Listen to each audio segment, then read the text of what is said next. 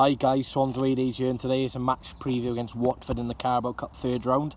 Sadly, I'll not be attending this game, so only the second game I'm missing in not including Fred, second game I'm missing in 2019. So it's obviously disappointing not to go to Watford, but the last two Swans games I've missed, we haven't scored, so I don't think I'll be missing much. But let's see what I've got to say, and obviously I've got a Watford fan on my channel, so stay tuned to what he's got to say.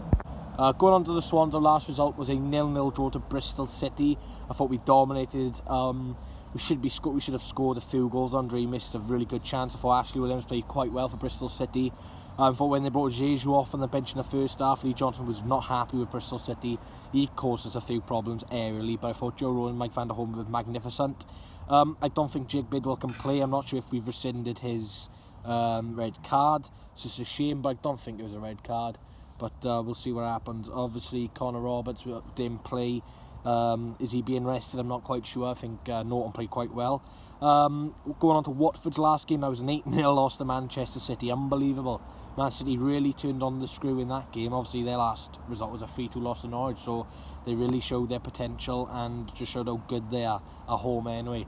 I think Watford haven't won a game this season. They've obviously replaced Javi Gracia with Quique Flores, who obviously used to manage him as well.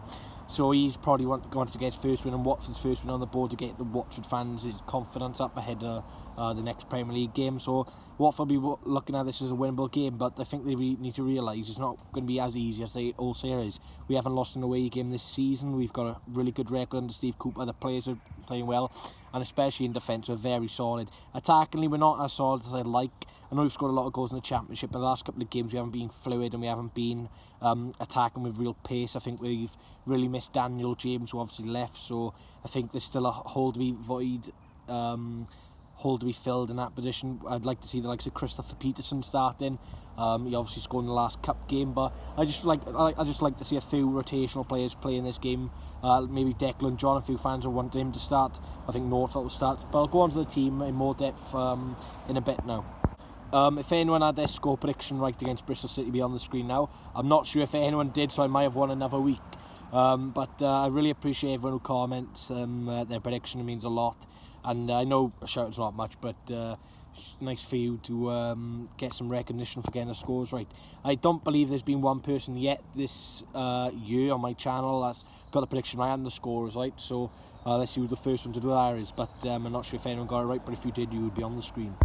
Thank you to Watford fan Robin for coming on my channel. Really appreciate it. I appreciate anyone who comes on my channel and talks about their team. They don't have to. They don't really get anything out of it. But make sure you go and follow him on Twitter. His link will be down below. And thanks again for coming on about Watford and use what he's got to say about Tuesday's clash. Alright guys, my name's Robin. I'm a Watford fan. I help run the WD18 Watford Fan channel on YouTube. I'm very active on Twitter, obviously. Been a season ticket holder the last 15 years. I know everything that's been going on with Watford at the moment. We're bottom of the Premier League. Just lost 8-0 to Man City. It is absolutely woeful. Woeful performances from the boys, not going to lie. Deeney, our main man there, has been injured. Probably out until the new year. And it's just, the shit has hit the fan, to excuse my French, but it's not going well. Carabao Cup will be a welcome relief to the squad. It means our new manager, Quique Sanchez-Flores, can maybe play some fringe players. I expect Domingos Quina, Ismaila Sarr to work his way back into the squad, and Danny Welbeck to be given some more minutes as he gets back to full match fitness. Not quite yet ready for the Premier League, Danny Welbeck. Our defence, absolutely shot. Need to upgrade it. Ben Wilmot, who he sent to Swansea on loan for this season, I would take him as centre-back right now at the moment. I would. It's poor all over the pitch.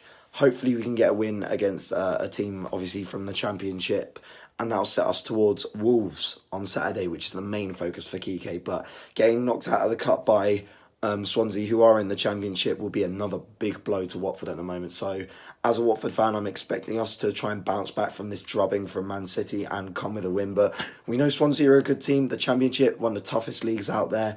They will have a good game plan. against us. So we expect it to be a very, very tough job. Yeah, thanks mate for coming on, really appreciate that. Quite some interesting things you talked about there. But going on to the Swans again, my lineup would be Christopher Northfell in goal, obviously the cup goalkeeper. Right back I play Kyle Norton. I just want him to play a few more games to get his fitness up and stuff like that. Centre halves I'd go for Ben Cabango and Mike van der Hoorn. I don't think Ben Wilmot can play this game, and Ben Cabango really deserves a chance as he's shined in the last few games. I think Mike van der Hoorn next to him will bring some good experience to him and help him go along into the game. Left back then I'll go for Declan John.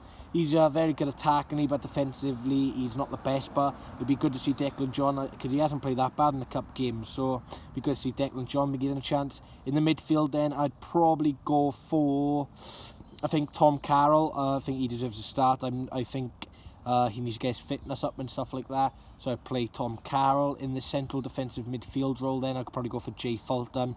He's been very good this season. One of the best players this season. In the other central midfield role, I'll probably go for Jan Danda. He needs to play more games, I guess. He pressed against Birmingham, then against Leeds he did very poor. So that's my midfield, Fulton, Danda and Carroll. There could be arguments, I'll play Grimes there instead of Carroll and bring Carroll on. Obviously hope Jack Evans is on the bench as well, but that's just the midfield I'll go for personally. Obviously you can play George Byers as well. I'll probably go for Byers over Fulton, but I don't know. No, I'll stick with Fulton, Danda and Carroll. On the wings then I'd probably go for Nathan Dyer and Christopher Peterson. Dyer needs to just have some more game time considering he was injured a few weeks ago to get his fitness up. Christopher Peterson hasn't really been given a chance apart from the cup, so hopefully he can play. And then up front I'll go for Sam Sturridge. Obviously scored a few goals in the cup.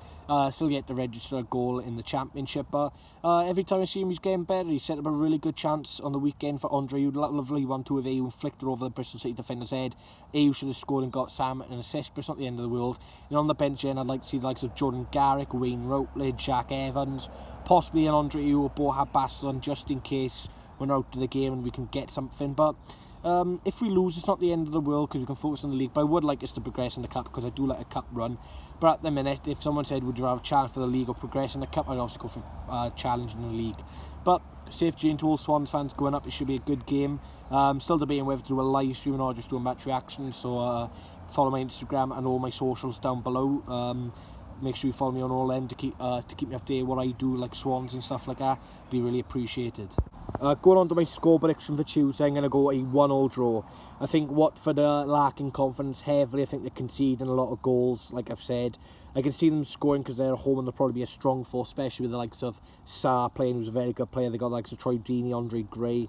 We've got a half-decent record up in Vicarage Road. Obviously, last time we went, we won 2-1. 2 goals in the last 4 minutes to win. Obviously, Narsing and Joe Neal aren't here anymore. And then for the Swan, for Watford, I'm going to go... for the goal scorer for Watford, I'm probably going to go for Sarr. And then for the Swans, I'm going to go for Sam Sturridge. So it's going to go 1-1, and on penalties, I'm going to sort of say Swans are going to win. Obviously, in the Carabao Cup, if it's a draw after the end of 90 minutes, go straight to penalties. So hopefully we can win. I'd happily take a draw and then progress on penalties. But if we draw and lose the pens, it'll be really harsh to go out that way. But let me know your score predictions down below. Thanks for watching this video, guys. Really appreciate it. Thanks for Robin for coming on my channel as well. Really appreciate it. To have a link down below. And make sure you go and watch Marley's video. Obviously, I'll leave his link down below probably. I do a series in there with him, championship predictions, and this week we're doing Carabao Cup predictions. So go and make sure what my predictions were. Marley was 3-0 up in the series. Obviously, he got 3 weekend. Basically, he won the first weekend. He had more points than me. We do 3 points for correct score, 1 point for the correct prediction, and 0 points for nothing. So he was 3-0 up in the first 3 weeks, and I've pulled it back to 3-all. So let's see if I can make it 4-3. So go and check out his videos, championship predictions ones especially. Yeah, so thanks for watching again. Leave a like, comment, subscribe. You're supposed to be insane. Quite close to 1,300 subscribers, something like 29 off. So let's see if I can hit that for the October break. Thanks for watching. I'll see you guys next time. Come on, the Swans.